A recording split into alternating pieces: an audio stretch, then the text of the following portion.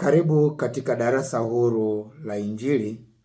Tuendelee kujifunza neno la Mungu kwa undani, hasa Agano Jipya ambalo ndilo la kwetu. Tukikumbuka kwamba tuna safari ya kumjua sana mwana wa Mungu, lakini pia tuna safari ya kukua katika neema na katika kumjua Kristo Yesu. Lakini kama haitoshi, tuna safari ya kujifunza neno la Mungu ili Kristo aumbike ndani yetu na kuhakikisha kwamba tunakuwa na tabia ya watu wa Beroya ambao waliipokea Injili ya Paulo, lakini pia walifuatilia kuona uhalisia, ukweli wa Injili uliosemwa na Paulo kama ndivyo ulivyo. Hili ni darasa huru. Kwa hiyo katika uhuru huu, darasa letu linapatikana katika chaneli yetu, na kule mwisho usisahau kusubscribe, kushare, kucomment na kulike ili maisha yaweze kuendelea. Somo mstari unaotuongoza ni Wakolosai sura ya 1 mstari wa 13.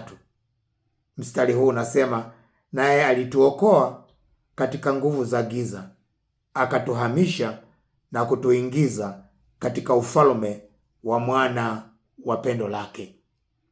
Kuna mahali tumehamishwa, kuna mahali tumeingizwa, kuna mahali tulikuwa tumetolewa, kuna mahali tumewekwa. Tulikotoka kulikuwa na maisha yake na taratibu zake, tulipo kuna taratibu zake pia. Usichanganye wala usichanganyikiwe. Mabadiliko kwa Mkristo ndio jambo la muhimu sana. Leo nataka tujifunze kitu muhimu sana. Hasa tujifunze majira au kipindi cha mataifa. Biblia inasema mahali pengi kwamba wakati tunaoishi sasa hivi ni kipindi cha mataifa. Wakati tulionao sasa wa kanisa ni majira ya kanisa. Mungu atutie nguvu na Roho Mtakatifu atutangulie ili tuweze kuelewa, na kule mwisho tutapata katika kipindi hiki tunapaswa kufanya nini kwa ajili ya imani yetu na kwa ajili ya matumaini yetu katika Kristo Yesu. Lakini kabla sijaendelea, nataka nikupe mambo matano kuhusu taifa la Israeli. La kwanza, katika Agano la Kale Mungu aliwaangalia wanadamu katika makundi makubwa mawili. Kundi la kwanza, Mungu aliwaangalia wanadamu kama wana wa Israeli. Alikuwa anawaona wana wa Israeli, kundi la kwanza, na alikuwa anaona wana wa Israeli kama taifa teule, taifa takatifu. Na kundi la pili, alikuwa anawaona mataifa.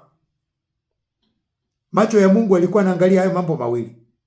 Mwanzo sura ya 12 mstari wa 3 anasema, nami nitawabariki wakubarikio, na wale wakulaanio nitawalaani, na katika wewe jamaa zote za dunia watabarikiwa. Hapa anaongea na Ibrahimu kwa niaba ya taifa la Israeli, kwamba wewe Ibrahimu ni Israeli. Hawa mataifa wote waliobakia watabarikiwa kwa sababu yako. Kwa hiyo macho ya Mungu wakati wa Agano la Kale akiangalia duniani, alikuwa anaangalia makundi mawili ya watu. Taifa lake teule la Israeli alikuwa analipa kipaumbele, lakini mataifa, manake makabila mengine na mataifa mengine yote yaliyobakia alikuwa anaangalia kwa namna yake. Na tukianza na taifa takatifu la Israeli, Mungu, watu wa Mungu, hawa ni watu wa Mungu ambao walitokana na Ibrahimu, Isaka na Yakobo.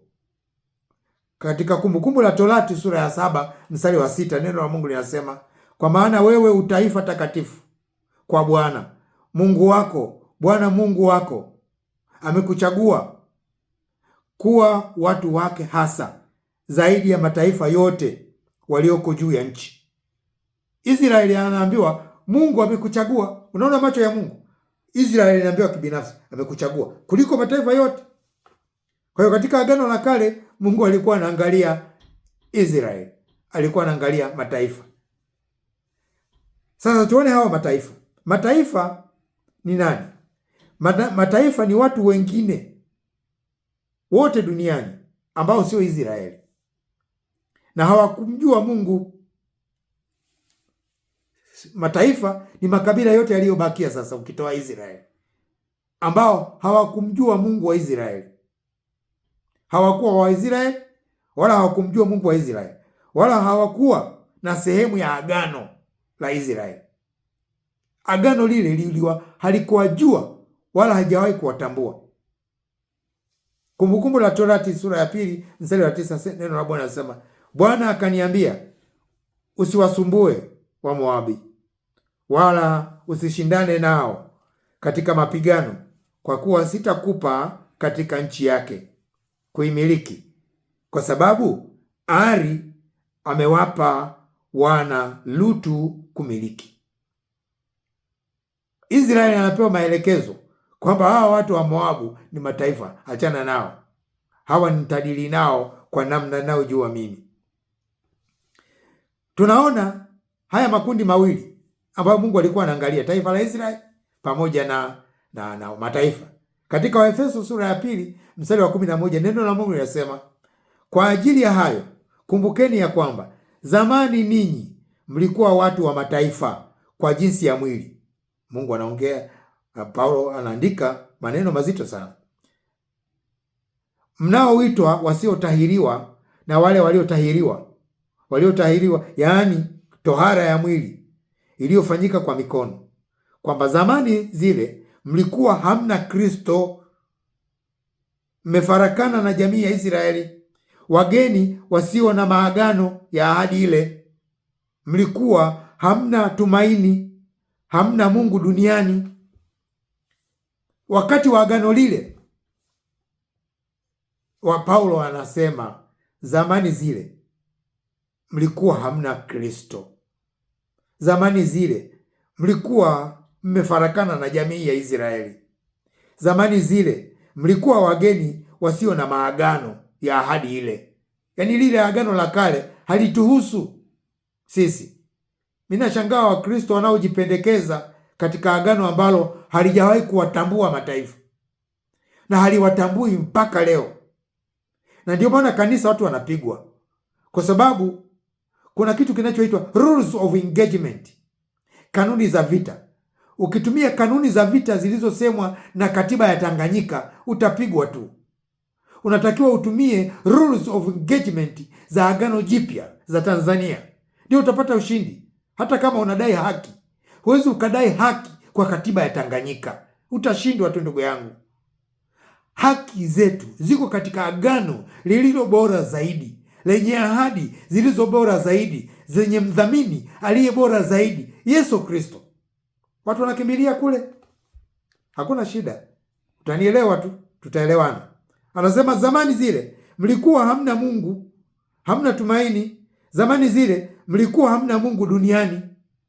Mungu alikuwepo, lakini hakuwa wa kwetu.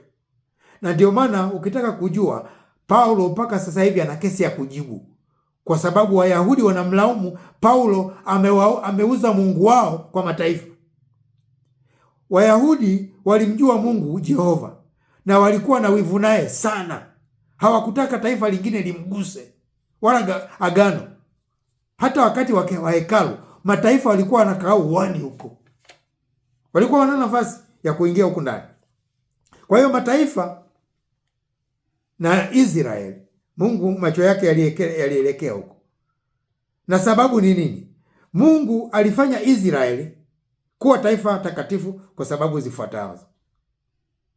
Alitaka taifa la Israeli ili wawe nuru kwa mataifa.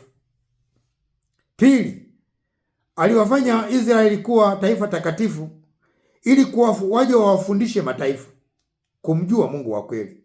Tunasoma hii katika Kumbukumbu la Torati sura ya 4 mstari wa 6.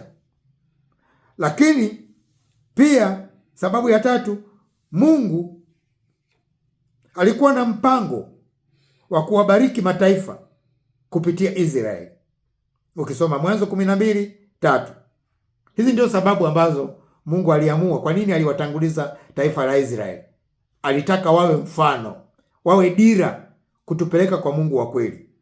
Jambo la pili ambalo nataka kuliongea ni kwamba taifa la Israeli ni taifa la ajabu linalopendwa sana na Mungu. Fahamu kuwa nchi ya Israeli ipo katikati ya dunia. Sio kama unafahamu kwamba kuna mstari unaoeleza kwamba nchi ya Israeli iko katikati ya dunia, na iko hivyo kwa sababu ya mapenzi ya Mungu. Ukisoma katika Zakaria sura ya 38 mstari wa 12c, anasema hivi: Israeli wakaao katikati ya dunia. Israeli wakaao katikati ya dunia. Mungu ana makusudi. Kwa nini aliamua kuchagua taifa la Israeli, lakini akaamua tena kuiweka taifa la Israeli, nchi ya Israeli katikati ya dunia? Na alifanya hivyo, alikuwa na maana yake. Anasema wakaao katikati ya dunia, yaani Israeli ni kama daraja kati ya mataifa makuu katika ulimwengu wote. Katikati ya dunia ni mahali ambapo bara kuu tatu za dunia zinakaribiana sana, yaani bara la Afrika, Ulaya na Asia. Katikati ya mabara hayo matatu Israeli imewekwa hapo. Kwa hiyo Mungu kaiweka Israeli katikati ya dunia, lakini kaiweka katikati ya mabara makubwa, bara la Afrika, bara la Asia na bara la Ulaya. Ndiyo maana hata mataifa ya Misri, Ashuru na Babeli walipigana sana vita kuugombea huu mji. Hata vita ya mwisho ya Harmagedon itapiganwa kuugombania huu mji wa Yerusalemu. Nchi ya Israeli itapiganiwa na vita ya mwisho, kwa sababu atakayefanikiwa kuikamata Israeli amekamata dunia nzima. Anaweza kufanya mawasiliano vyovyote atakavyo. Israeli ilikusudiwa na Mungu kuhamasisha Injili kusambaa kirahisi. Ukisoma katika Ezekieli sura ya 5 mstari wa 5, anasema hivi: Bwana Mungu asema hivi, huu ndio Yerusalemu, nimeuweka katikati ya mataifa na nchi zinauzunguka pande zote.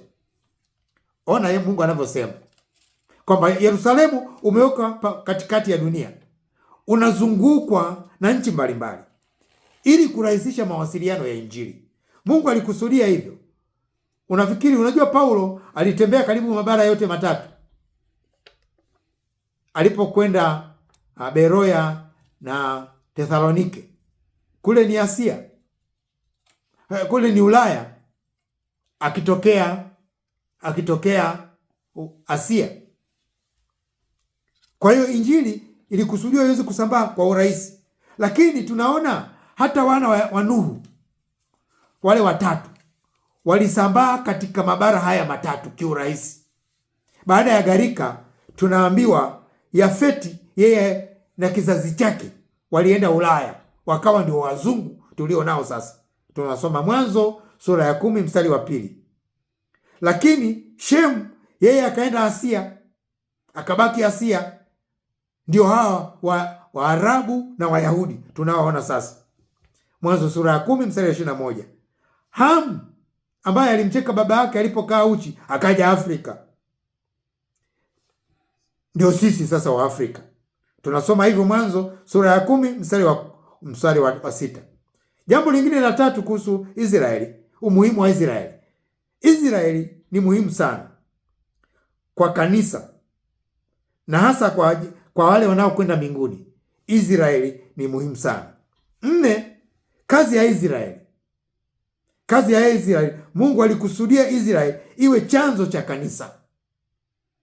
Mungu alikusudia Israeli kuwa makao makuu ya Yesu Kristo, azaliwe kule. Mungu alikusudia Israeli kuwa taifa la Mungu linalojumuisha mapenzi ya Mungu. Na mwisho nitaka nikujulishe kuhusu Israeli majina matatu. Taifa la Israeli linajulikana kwa majina matatu. Jina la kwanza, Israeli wanajulikana kwa jina la asili kabisa la Waebrania. Wanaitwa Waebrania. Na Waebrania ni jina la asili kabisa la mwanzoni linalotokana, ambalo linarejelea Ibrahim na uzao wake. Yeye aliitwa Mwebrania. Mwanzo 14:13 anasema, mtu mmoja aliyeponyoka akaenda akampasha habari Abrahamu Mwebrania. Naona tunasoma habari zake pia Mwanzo 39:14, Mwanzo 40:15. Wafilipi 3:5 Paulo alijisifu kwamba mimi hamwezi kunibabaisha, kwa maana mimi ni Mwisraeli, ni kabila ya Benjamini, Mwebrania wa Waebrania. Kwa hiyo alieleza mpaka asili yake. Kwa hiyo Waisraeli wanaitwa Waebrania kwa asili yao, lakini jina la pili wanaitwa Waisraeli. Jina la Waisraeli linarejelea kwa Yakobo, ambalo jina hili Yakobo tafsiri yake na tafsiri mbili. La kwanza, mshika kisigino. Unakumbuka wakati wanazaliwa na kaka yake Esau, yeye alishika kisigino. Yakobo mshika kisigino, au tafsiri nyingine Yakobo tapeli. Kwa hiyo baadaye Mungu akambadilisha jina akamwita Yakobo, akamwita Yakobo Israeli.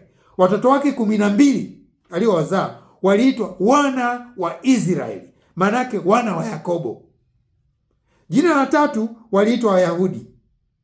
Wayahudi ilitokana na jina, asili yake ilitokana na kabila la mtoto wa 4 wa Yakobo aliyeitwa Yuda, lakini baadaye Yuda ikabadilika ikawa kabila, wakaitwa Wayuda.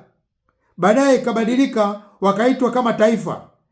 Ulipogawanyika ufalme wa kusini uliitwa ufalme wa Yuda, na ufalme wa kaskazini ukaitwa Wayahudi, wakaitwa Israeli. Sasa hawa Wayuda baadaye wakaitwa Wayahudi, likatokea jina la Wayahudi. Kwa hiyo Israeli anafahamika kwa majina hayo matatu. Tuanze sasa kipindi chetu cha leo, kipindi cha kwamba hiki ni kipindi cha mataifa. Mataifa ni nani?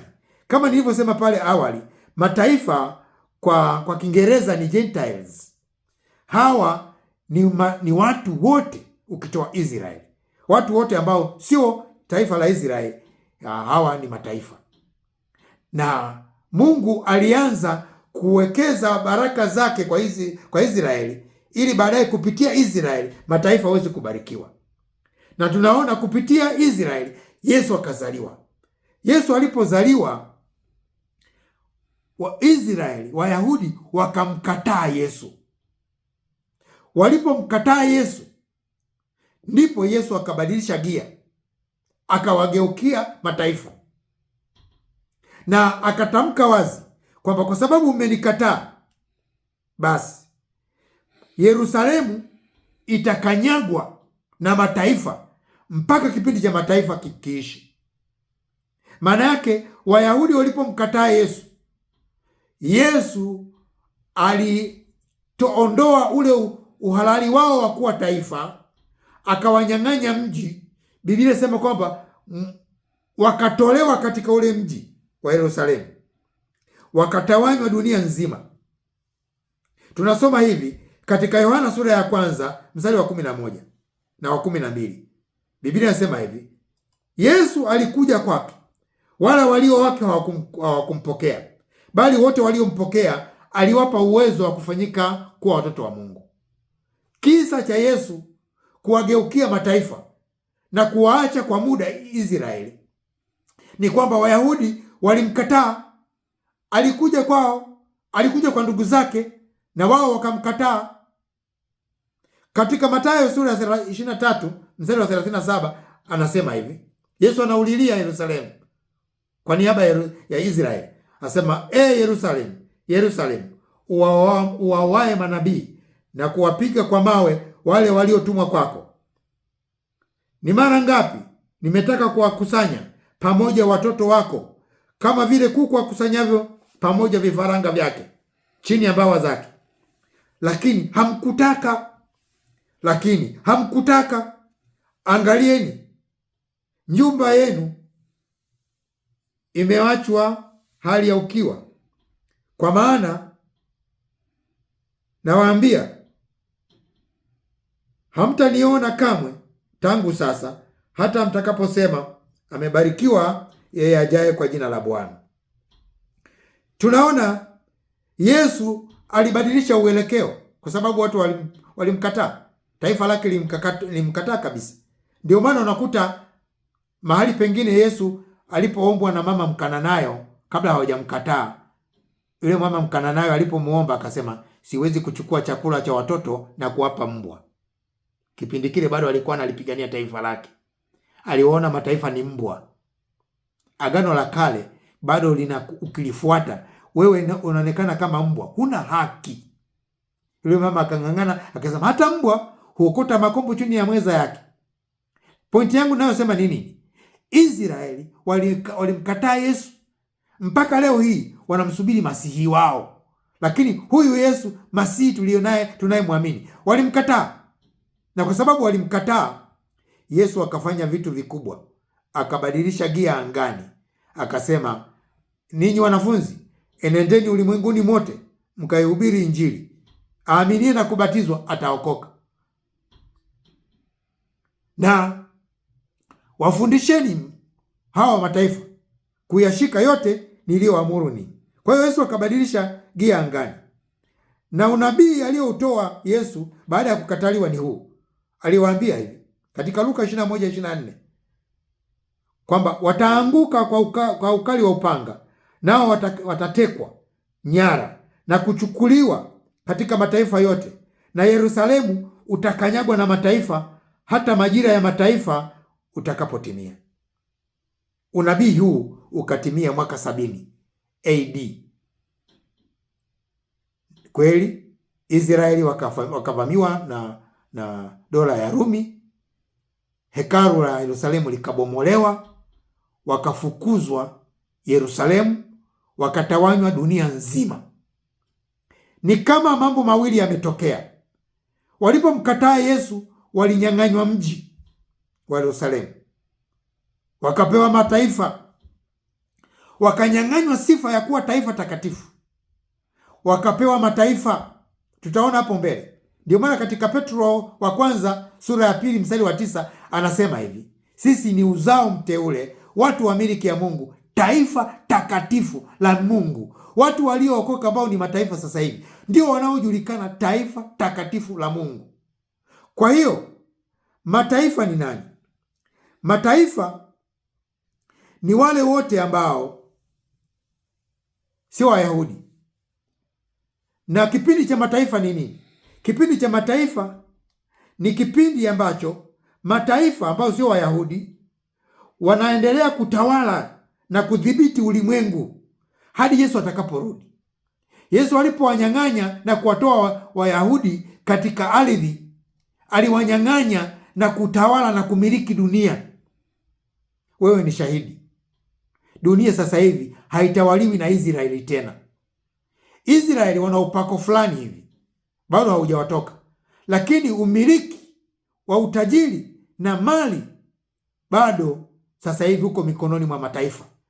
Na kama unavyoona kule Palestina, Israeli inakaliwa na Palestina kwa agizo la Mungu. Angalia, ngoja nikufikirishe, nikutajie nchi 10 ambazo ni matajiri duniani. Maana ni kipindi cha mataifa.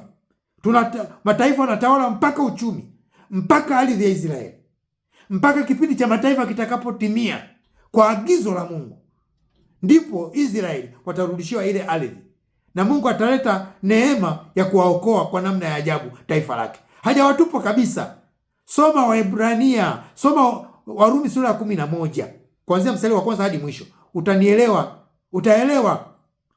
Ni sura ambayo inaeleza vizuri kabisa jinsi Israeli walivyotolewa katika nafasi yao na kupewa mataifa kwa muda.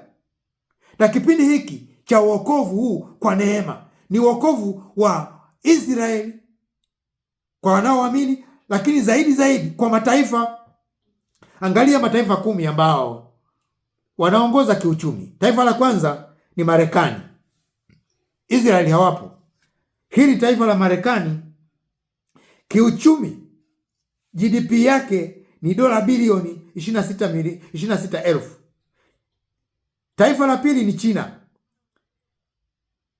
Pato lake ni bilioni 19. Taifa la tatu ni Ujerumani. GDP yake ni bilioni 4,000. Japani ni taifa la 4. GDP yake ni bilioni 4,200. India ni ya 5. GDP yake ni bilioni 3,730.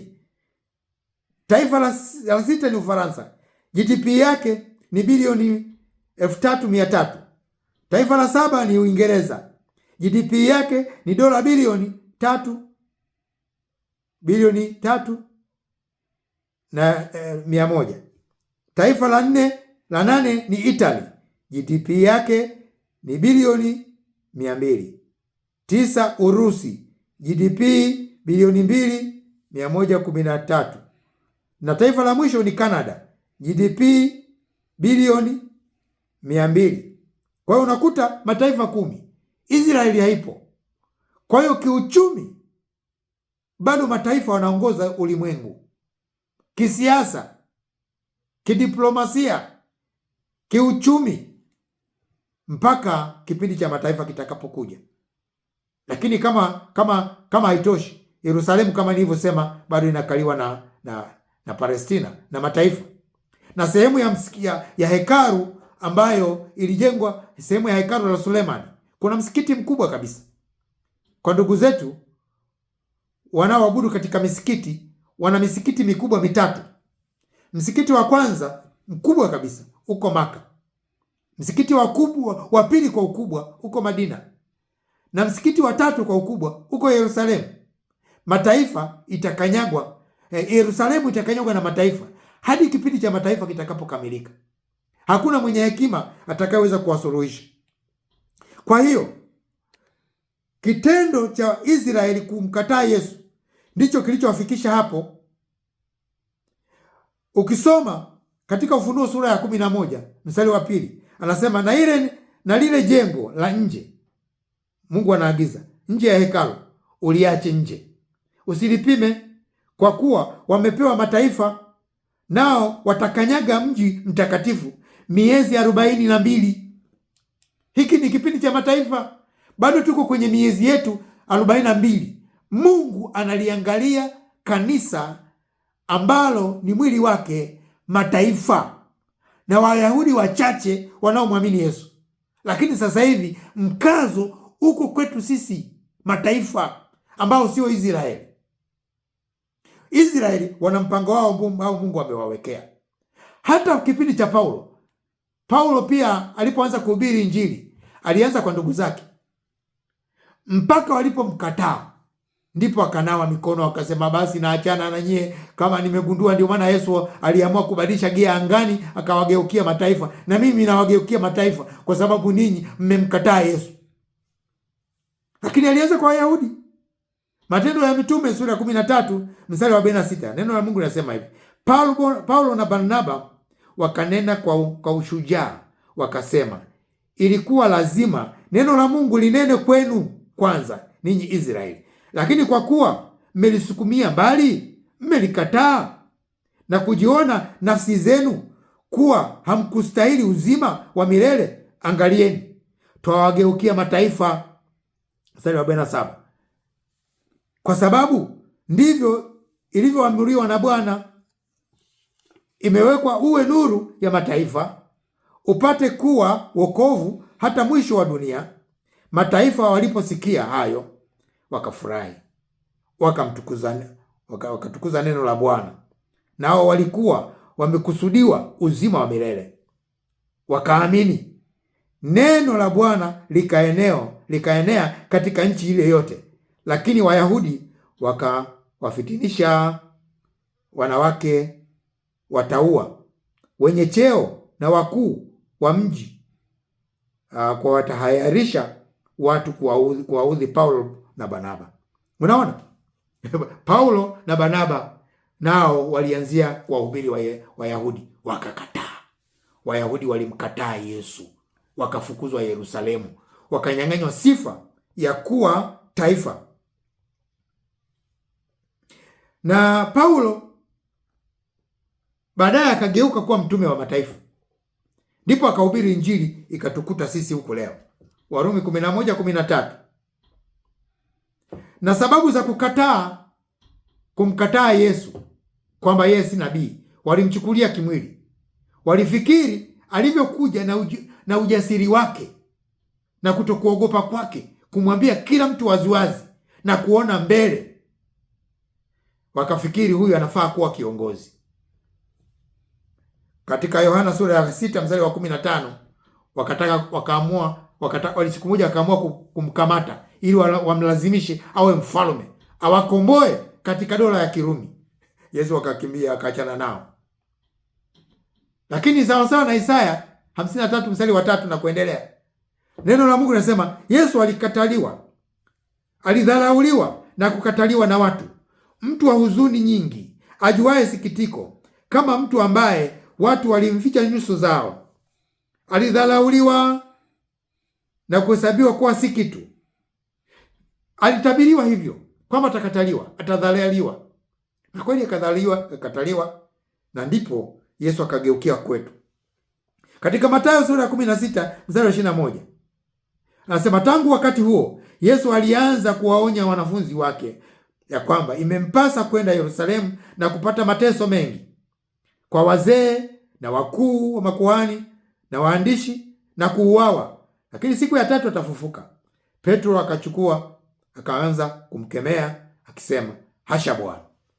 Yesu anaeleza kwamba wakuu wa dini kiasi wamemchukia mpaka wakaamua sasa kumuua na kummaliza. Mungu atusaidie. Huu ni wakati wa mataifa, na katika wakati huu wa mataifa tunapaswa kufanya nini sisi kama mataifa? Sasa tusijivune. Ukisoma katika Warumi sura ya 11 yote anakueleza usijivune, maana wewe ni chipukizi tu, ni tawi uliyepandikizwa kwenye shina. Kama Mungu hakuona hasara kulikata shina, wewe ukikosea uliye tawi atakuacha? Kama Mungu hakuona shida Musa asifike Kanani, wewe ukizingua katika safari ya kwenda mbinguni, kukuacha sio shida.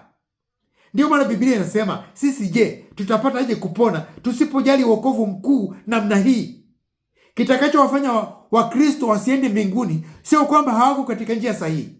Tuko katika njia sahihi kabisa, lakini hatuujali huu wokovu tuliopewa. Hatuuthamini huu wokovu wa Yesu Kristo. Hatuuthamini imani yetu. Hatuipe heshima inayostahili. Unaona watu katika imani zao ambazo hazimwamini Yesu wanabidii kweli kweli, lakini si katika maarifa ya Kristo.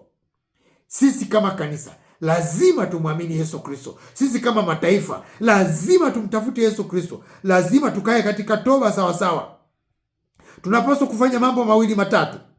Jambo la kwanza ninapomalizia, ambalo tunatakiwa kulifanya kwanza katika wakati huu, tukae katika toba na kumrudia Mungu bila utani, bila usanii, kwa sababu kuna watu wameokoka kisanii.